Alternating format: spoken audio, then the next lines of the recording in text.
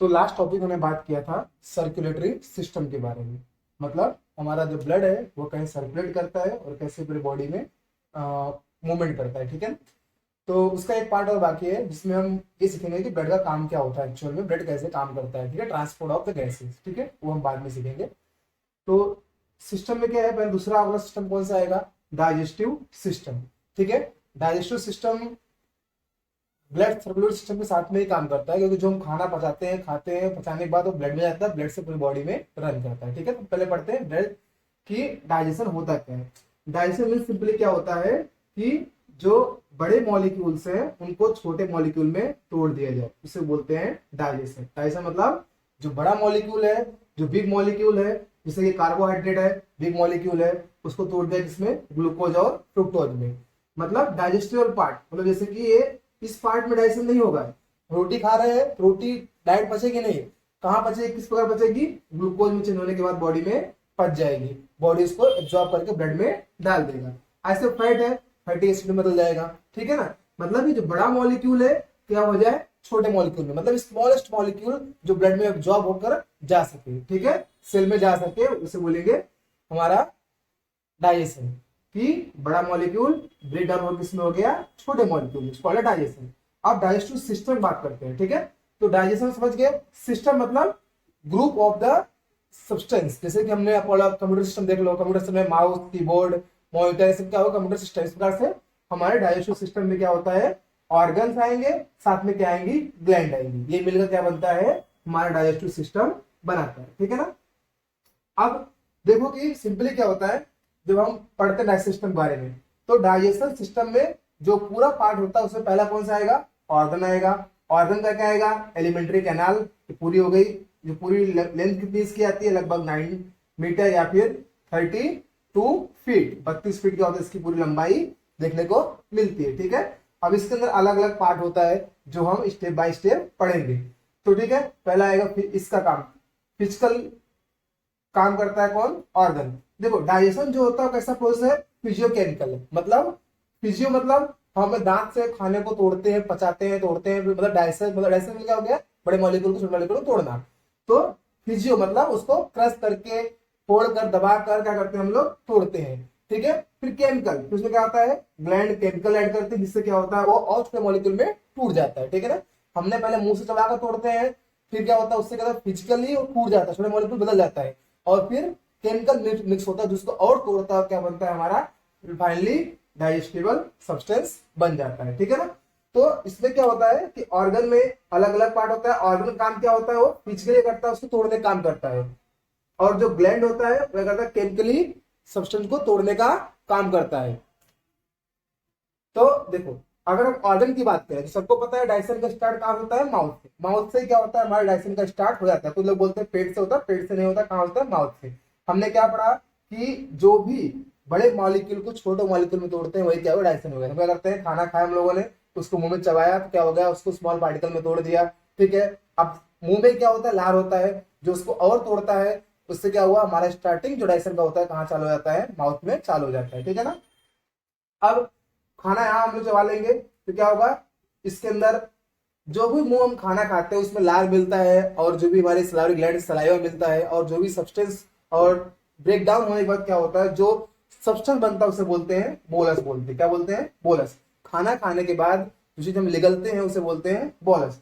हमने खाना खाया, चबाया, चबाने के बाद क्या हुआ, ये ओसोफेगस मतलब हमारा आहार नाल, इसमें से होकर जो भी बोलस है, जो खाने पार्टिकल है, वो कहाँ जाएगा, हमारे स्टमक में जाएगा, ठीक है ना। इस सिस्टम में आ गया, स्टमक में जाएगा। स्टमक में अलग अलग पार्ट होते हैं, पढ़ते धीमे धीमे।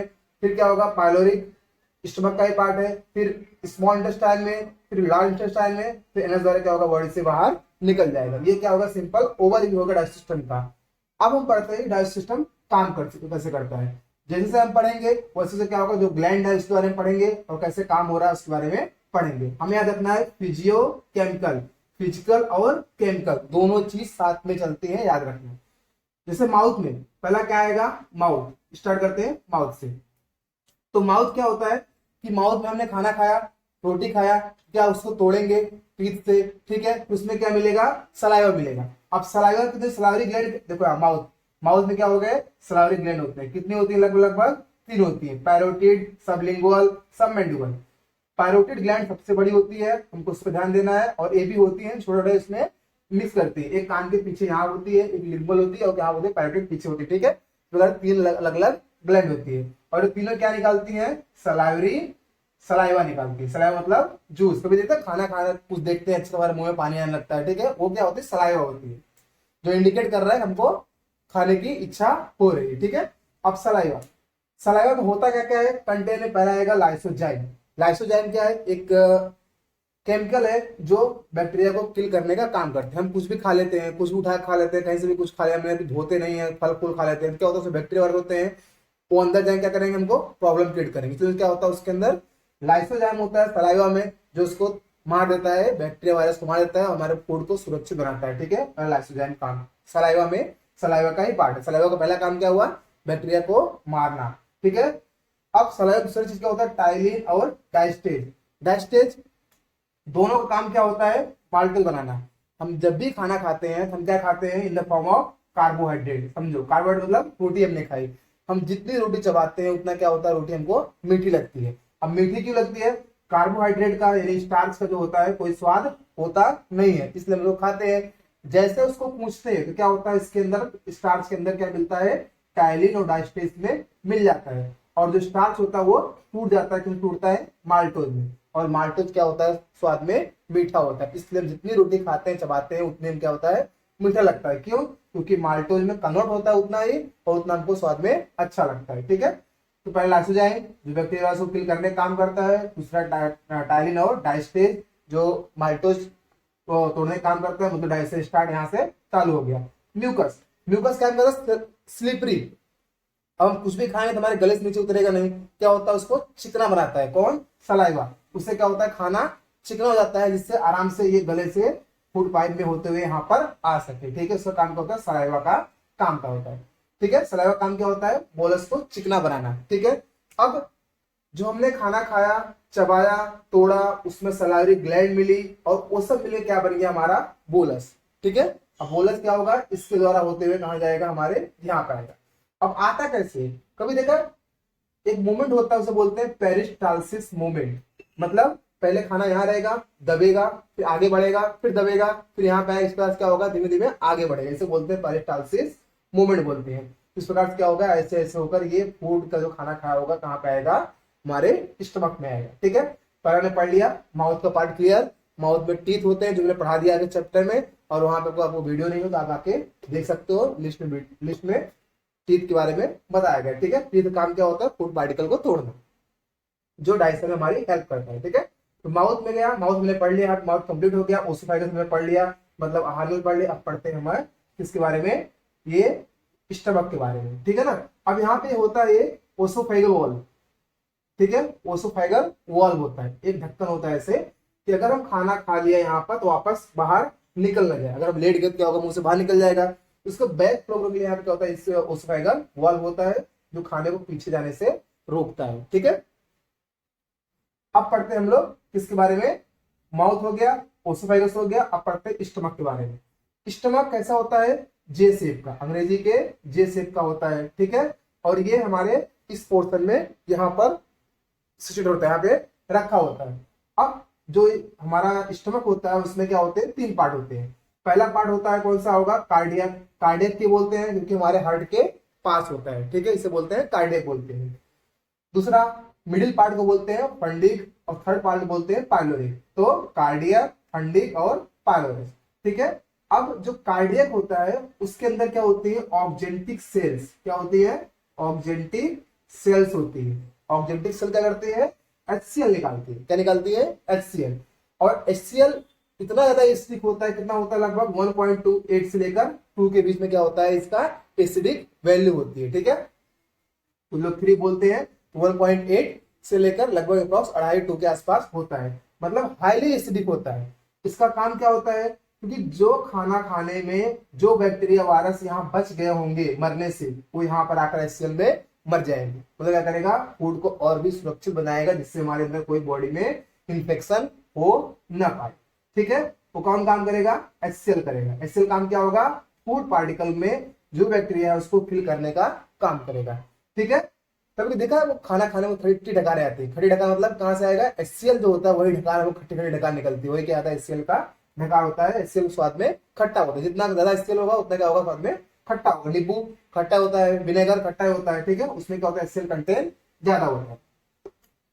दूसरा काम क्या होता है कि ये एंजाइम को एक्टिवेट करता है, बात हम आगे में कैसे एक्टिवेट करता है, ठीक है। अगला आएगा फंडस। फंडस में क्या होगा, यहाँ पर ऐसे ऐसी लेयर होती है, ठीक है, लेयर होती है जहां पर क्या होता है, फूड पार्टिकल इस पे गिरता है तो धीमे धीमे धीमे धीमे कर नीचे आता है, क्या होगा, सीधा यहाँ पे गिरेगा। ये उसको होल्ड करने का काम करता है, उसको फूड पार्टिकल को आराम से, ठीक है।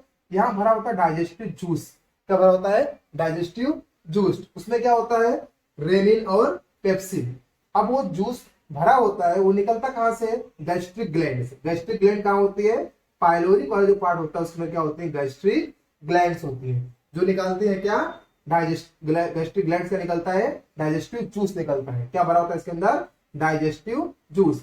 जैसे ही फूड पार्टिकल्स में आएगा, लिक्विड में जाएगा, भरा रहेगा, यहां से क्या होगा, जूस निकलना चालू हो जाएगा। क्या करेगा वो कि जो भी रेनिन है और उसमें जो गैस्ट्रिक जूस है उसमें मेनली एंजाइम क्या होता है, रेनिन और पेप्सिन, ठीक है। अब रेनिन क्या होता है, जो बच्चे छोटे होते हैं उनके अंदर क्या होता है, मेन फूड क्या होता है उनका, मिल्क होता है, दूध, ठीक है।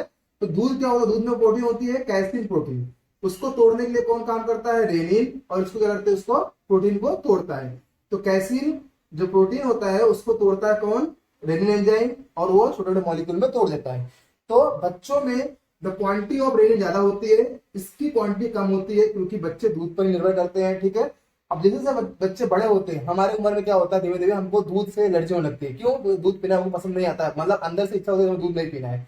क्यों ऐसा होता है, क्योंकि हमारे अंदर रेनिन का जो एंजाइम होता है वो बढ़ना क्या होता है, बंद हो जाता है, या फिर कम, बहुत ही कम हो जाता है, और जो पेप्सिन होता है वो बढ़ जाता है। इसलिए हम जो भी खाना खाते हैं, अब हम जो खाना अनाज खाएंगे जो प्रोटीन होगा उसे कौन डाइजेस्ट करेगा, पेप्सिन करेगा, ठीक है। तो हमने क्या पढ़ा, रेनिन और पेप्सिन ये क्या है, हमारे इसके डाइजेशन के गैस्ट्रिक ग्लैंड द्वारा निकलने वाले गैस्ट्रिक जूस में भरा होता है, ठीक है।